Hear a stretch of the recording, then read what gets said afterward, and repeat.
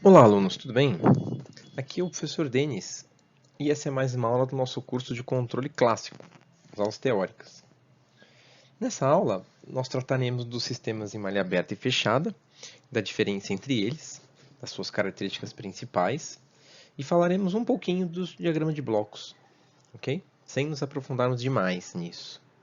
A bibliografia para essa aula é o livro do NISE, de Engenharia de Sistemas de Controle, publicado pela LTC. Então, vamos lá? Bom, então nessa aula nós iremos entender os conceitos de sistema em malha aberta e malha fechada, que são muito importantes para controle. Para isso a gente vai usar como exemplo um circuito RC. Esse circuito RC vai ser a nossa planta, mas tudo que a gente fizer aqui vale para uma planta muito mais complexa ou para uma planta um pouquinho mais complicada, um sistema mecânico, um sistema térmico ou mesmo uma planta muito maior. A gente vai escolher tratar de uma planta bem simples como essa pela sua simplicidade, pela familiaridade dos estudantes com o circuito RC, de modo que a gente se concentre no conceito principal da aula, que é como tratar sistemas e o que são sistemas em malha aberta e malha fechada. A gente vai aprender agora a usar a representação de diagrama de blocos, porque ela ajuda muito a entender o que é um sistema em malha fechada. E vai entender a principal simplificação desse sistema, que é quando você transforma todo um sistema em malha fechada numa nova função de transferência. Bom, vamos iniciar nosso estudo dos sistemas em malha aberta e malha fechada pensando no nosso exemplo, de modo que a gente possa carregar ele na aula enquanto a gente vai pensando, tá bom? Depois que a gente entender rapidamente o nosso exemplo, a gente vai partir para as definições e nomenclaturas mais gerais, tá bom? Por familiaridade, então, a gente escolheu um sistema elétrico, um circuito como planta. No nosso caso, vai ser um circuito RC com a saída no capacitor, ok? Esse sistema está modelado na aula de modelagem, mas vamos refazer essa modelagem aqui, não tem problema. A entrada desse circuito pega tanto o resistor quanto o capacitor e a saída é só no capacitor. Bom, para modelar um sistema como esse, a gente começa no domínio do tempo e depois passa para o domínio de Laplace ou domínio S, se você preferir. Então, a gente começa escrevendo quem é quem. Ó. A saída, o V0, de fato é a tensão no capacitor. Então, o V0 é igual a VC. E eu sei que a tensão no resistor mais a tensão no capacitor vai dar a entrada, certo? É só, se você quiser, faz a equação dessa malha aqui, ó. Circuita essa malha que você vai notar que isso é verdade. A tensão de entrada é igual a tensão no resistor mais a tensão no capacitor.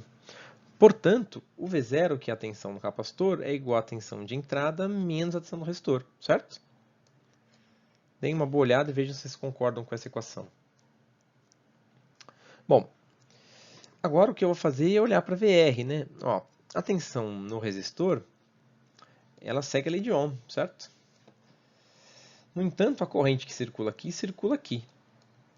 Então eu vou escrever essa tensão VR como sendo a resistência, R, vezes a tensão no capacitor. Eu poderia chamar de R vezes IR e depois perceber que o IR é igual a IC. Então só estou fazendo isso um pouco mais direto. Tudo bem? Muito bem. Agora o que eu vou fazer é substituir o IC. Então eu sei pela equação constitutiva do componente, né, que é estudada em circuitos elétricos, que a corrente no capacitor é sempre igual a C vezes dVc dt. É como se fosse o idioma do capacitor, né, mas ela envolve uma derivada. De modo que a tensão no resistor, então, fica igual a resistência vezes a capacitância vezes a derivada da tensão no capacitor no tempo. Muito bem. Então, sabendo que o VR é isso, agora eu vou voltar aqui para a equação de cima, né? Então, substituindo isto aqui no VR, eu vou ter que V0 é igual a VI menos VR, que é RC dV0 dt. Note que eu já mudei de nome de novo, né? Eu estava com VC e voltei para V0. Porque agora eu estou querendo escrever o meu sistema em termos de V0 e VI. Não quero mais saber se é resistência, capacitância, não importa. Eu estou pensando em entrada e saída. O próximo passo é isolar, né? Deixar as entradas todas de um lado e as saídas todas de um lado. Então, o que eu fiz aqui foi passar esse termo para cá, né? Ele estava subtraindo, então ele vai ficar somando. Ó. De um lado vai ficar VI, do outro lado vai ficar R vezes C vezes dV0 dt mais V0. Agora o que eu vou fazer é aplicar a transformada de Laplace. Note que a transformada de Laplace da entrada e da saída é simplesmente a entrada e a saída no domínio S. Então, vou representar isso colocando letra maiúscula. O R e o C são constantes, então eles ficam para fora. A parte mais complexa aqui dessa transformada, a única parte que pode gerar alguma dúvida, é a transformada da derivada. A transformada da derivada, ela é de fato S vezes a transformada do V0, que é S V0, menos a condição inicial. Mas a gente está querendo tratar da função de transferência, então eu desprezo essa condição inicial. De modo que fica só esse termo aqui. Ok? Bom, agora está fácil, né? Eu coloco o V0 em evidência nesses dois termos aqui, vai ficar 1 mais RC vezes S. E passo o VI para cá, dividindo, passo 1 mais RC vezes S para cá, dividindo. Faça com calma, você vai perceber que a gente vai encontrar a saída sobre a entrada, que é a definição de função de transferência. Então, a saída sobre a entrada vai ser igual a 1 sobre 1 mais RC vezes S. Ok? No entanto, para que eu não fique carregando esse RC, de modo que eu tenha até uma coisa um pouco mais geral, a troca que eu vou fazer aqui é por utilizar a constante de tempo tal. A constante de tempo de um circuito RC é dada por R vezes C. Não à toa, né? Porque quando você olha a função de transferência, você percebe que a resistência e a capacitância sempre aparecem juntos, uma multiplicada pela outra. Eu não preciso carregar esses dois elementos se eu não quiser, eu posso chamar isso de tal. Então é isso que eu vou fazer. Além disso, para ficar mais fácil na hora do diagrama, eu vou parar de chamar de V0 sobre VI. Também porque daqui a pouco o V0 e o VI vão ser só esse V0 e esse VI vão ser o V0 e o VI da planta, e não do sistema como um todo. Então eu vou renomear o V0 sobre VI por P de S, de planta mesmo. Então a planta de S vai ser igual a V0 sobre VI da planta. Então eu vou trocar V0 sobre VI, eu vou chamar de P de S, que de fato é uma função de S. E o 1 sobre 1 mais RC vezes S, eu vou trocar o RC por tal, vai ficar assim. Agora a gente sabe que, via de regra, no nosso sistema, a gente prefere que não tenha nada multiplicando S aqui. Ó. Então o que eu vou fazer é dividir por tal em cima e embaixo, tá bom? Então ao fazer isso, eu vou ter essa função de transferência aqui. Ó. 1 sobre tal, dividido por 1 sobre tal mais S. Ok?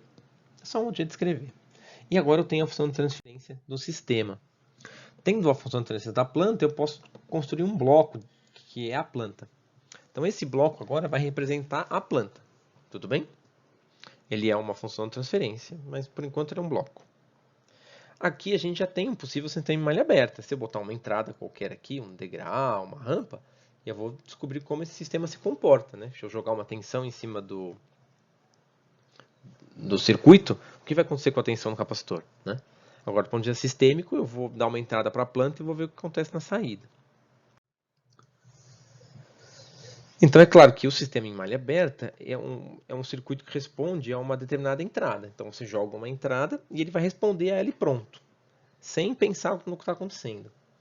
No sistema em malha aberta, não há nenhuma medição da saída para verificar se a saída está indo bem ou está indo mal e tentar corrigir ela, certo ou não? Portanto, se você calibrar a sua entrada direitinho, você até consegue a resposta que você deseja para o seu sistema de controle.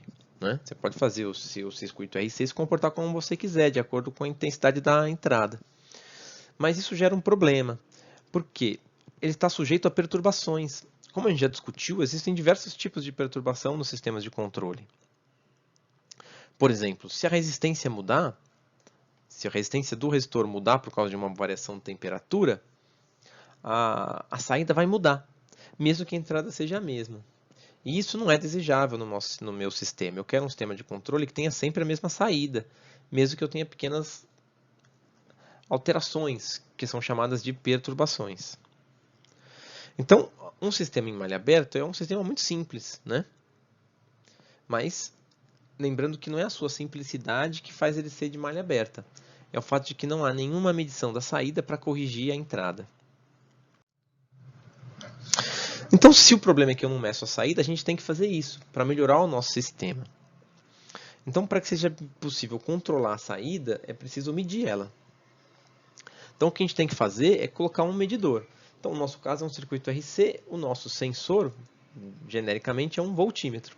Então, eu vou lá e vou medir a saída, porque a minha saída é a tensão do capacitor. Então, eu vou medir a tensão do capacitor. Né?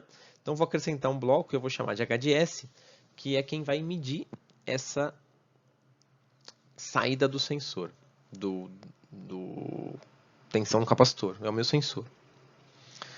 Além da medida, é claro, eu preciso acrescentar no sistema a capacidade de comparar. Então não adianta só medir, eu preciso medir a saída e comparar ela com a entrada, para saber se de fato eu consegui a saída que eu queria.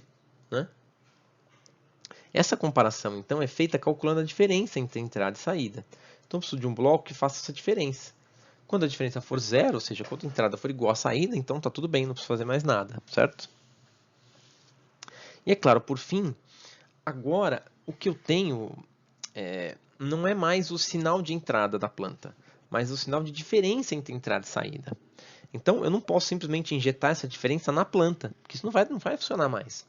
Eu preciso de alguma inteligência embarcada no meu sistema que decida o que fazer com esse erro, com essa diferença entre entrada e saída. Né? Então eu preciso de um controlador. Vai ser no controlador que a gente vai colocar grande parte dos nossos esforços do curso de controle. Né? Entender o que é um bom controlador. Tudo bem? Então eu vou colocar um controlador. Esse controlador vai ser responsável por pegar essa diferença entre a entrada e a saída e alimentar a planta. Dessa forma. Então, antes eu tinha só a minha planta aqui, ó, só o meu sistema, só o meu circuito. Agora, a saída continua sendo a tensão no capacitor, isso não muda. A diferença é que eu pego essa saída, jogo num sensor, e esse sensor vai comparar essa saída com a entrada, ok? Note que é importante que esse sensor exista, a princípio, para ajustar as unidades desse sistema. A minha entrada podia não ser em volts nesse caso, e agora vai ser. Né? Como a minha saída era em volts e a entrada era em volts, então eu posso simplesmente usar uma realimentação unitária aqui. Mas não necessariamente é assim. Né? Eu posso ter um sistema térmico, por exemplo, que a saída é temperatura e a entrada é potência. Não é? Então, se antes eu tinha uma entrada em potência, agora a minha entrada não pode mais ser, ela precisa ser temperatura, que é a mesma unidade da saída. Então, alguém tem que ajustar as unidades aqui. Uma vez feito esse ajuste de unidades, o bloco matemático vai fazer a diferença entre os dois. Ele vai verificar a entrada e a saída e vai ver a diferença entre eles. Isso a gente vai chamar de sinal de erro em certas condições. E vai acrescentar esse sinal de erro ao controlador. Ok? Uma vez entrado esse sinal de erro no meu controlador, esse sinal de erro vai ser usado para ele para tomar a adesão do que fazer, com que intensidade fazer. E aí alimentar a minha planta. Isso vai gerar uma nova saída e o sistema se realimenta. Certo? Online, a tempo contínuo, a tempo instantâneo. Ele vai fazendo isso até que o sistema se estabilize de alguma forma. Ok? Então agora a gente tem um sistema em malha fechada.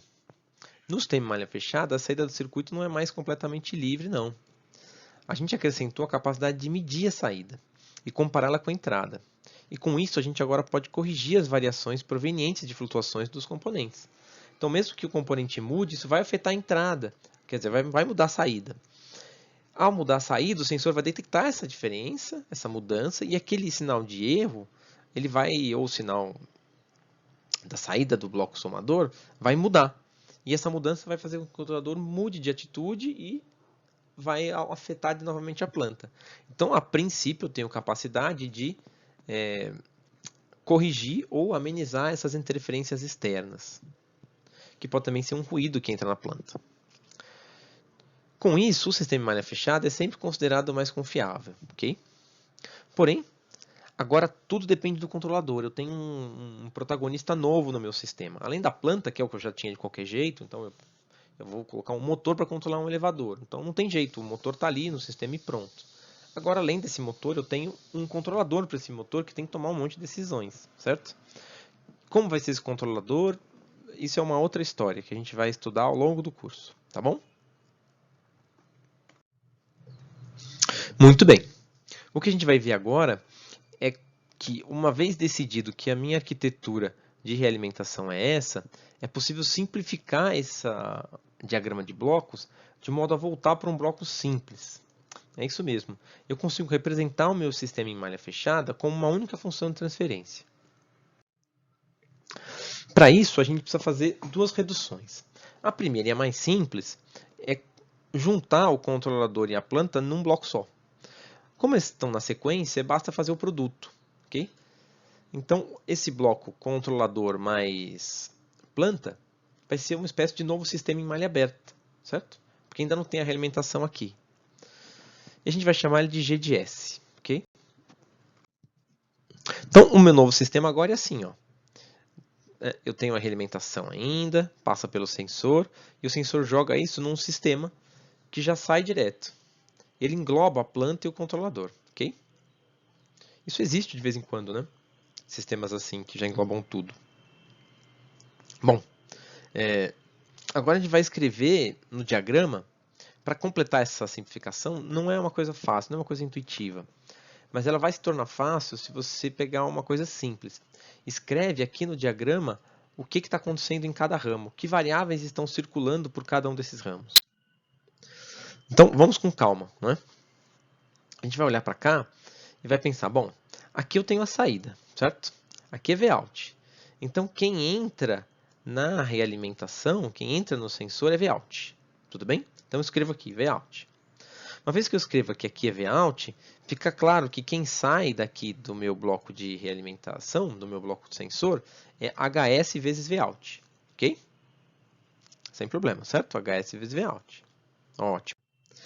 Agora, uma vez escrevendo isso, eu posso olhar e pensar, bom, se a entrada é Vin, e essa Vin entra nesse bloco como mais Vin, e se HS Vout entra como menos, então a saída desse bloco, o que está saindo do bloco somador, é Vin menos HS vezes Vout. Concordam?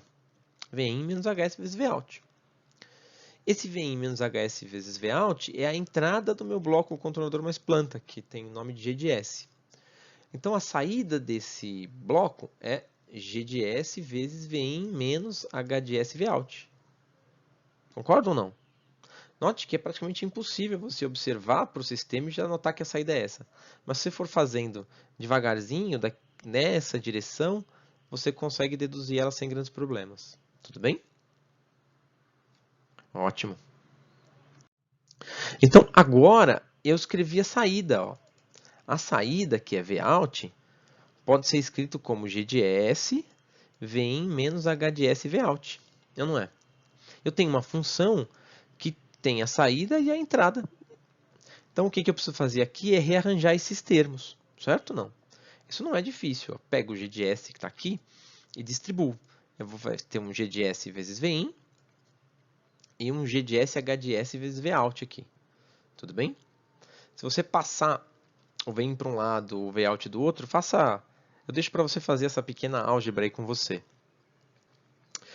Passa todo mundo para os lados, né? Coloca de um lado todo mundo que multiplica Vout, do outro lado todo mundo que multiplica Vin, e aí divide o Vout por Vin e pega o que estava multiplicando o Vout e passa para o outro lado. Você vai encontrar essa função de transferência aqui, ó. Tudo bem? Essa talvez uma das equações mais importantes de controle, porque ela diz a relação entre a malha aberta, G de S, e a realimentação, H de S, e a malha fechada. A gente vai voltar a essa equação várias e várias vezes ao longo desse curso, ok? Então vamos olhar ela com bastante cuidado. Resumindo, sempre que eu tiver um sistema assim, com essa configuração, a função de transferência vai ser essa daqui.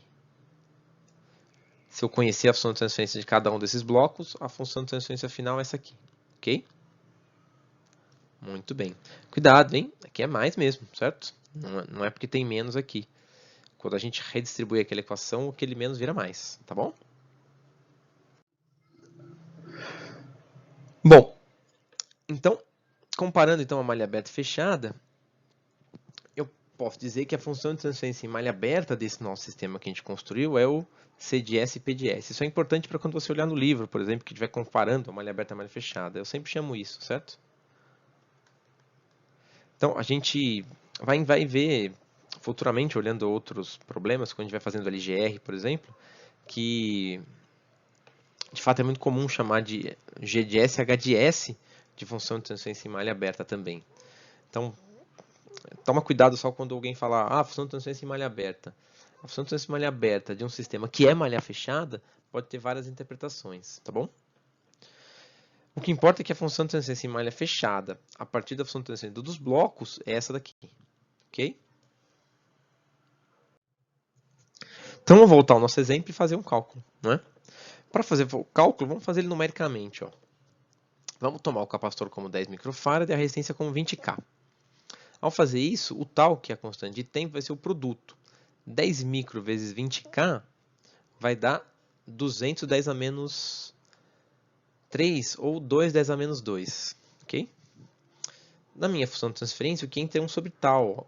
1 dividido por 0,2, que é isso aqui, vai dar 5.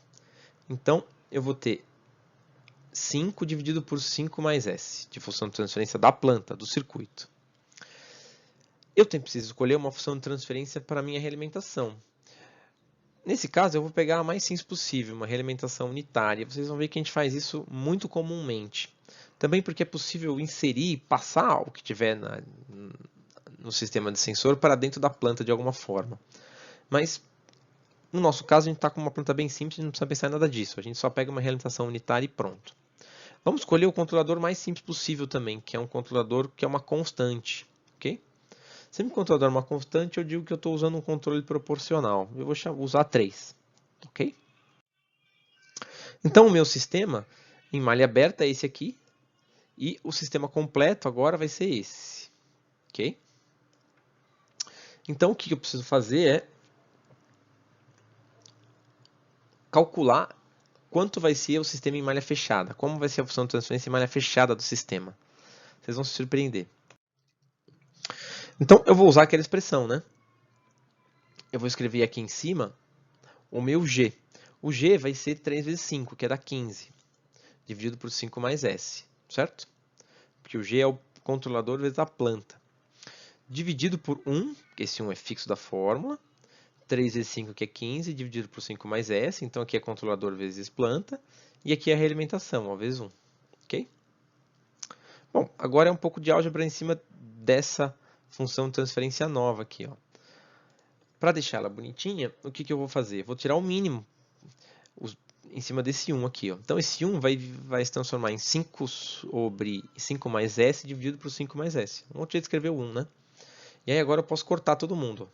Cortar o 5 mais S e deixar todo mundo sem, porque todos têm o mesmo denominador. Então, a fração grande vai se tornar uma fração mais simples. Em cima vai sobrar só o 15 e embaixo vai ficar 5 mais S mais 15. Bom, 5 mais S mais 15 vai dar 20 mais S. Então, note que interessante, a função de transferência em malha fechada tem a mesma cara da função de transferência em malha aberta. É uma função de primeira ordem do mesmo jeito. Tudo bem? Então, nesse exemplo, a gente deduziu a partir do modelo da planta e de possíveis funções de transferência do sensor e do controlador a função de transferência em malha fechada, que a gente vai chamar de FTMF aqui nesse curso. Ela vale 15 dividido por 20 mais S. Ao longo do curso, essa transferência em malha fechada é provavelmente a coisa mais importante que a gente vai aprender em controle. Porque a gente vai usar boa parte do tempo desse curso para entender e analisar o comportamento dessa função de transferência em malha fechada. E fazer o gráfico dessa função em função do tempo, dado uma entrada conhecida. Tá ok? Nesse exemplo, a gente usou como sensor um HDS igual a 1, e esses casos são chamados de realimentação unitária, eles também são muito importantes. Ok? Então, retomando o que a gente viu as duas configurações importantes para um sistema de controle. Elas basicamente são malha aberta e malha fechada. Na malha aberta, os comandos são simples de entrada e, portanto, eles não efetuam nenhuma correção por causa de perturbação.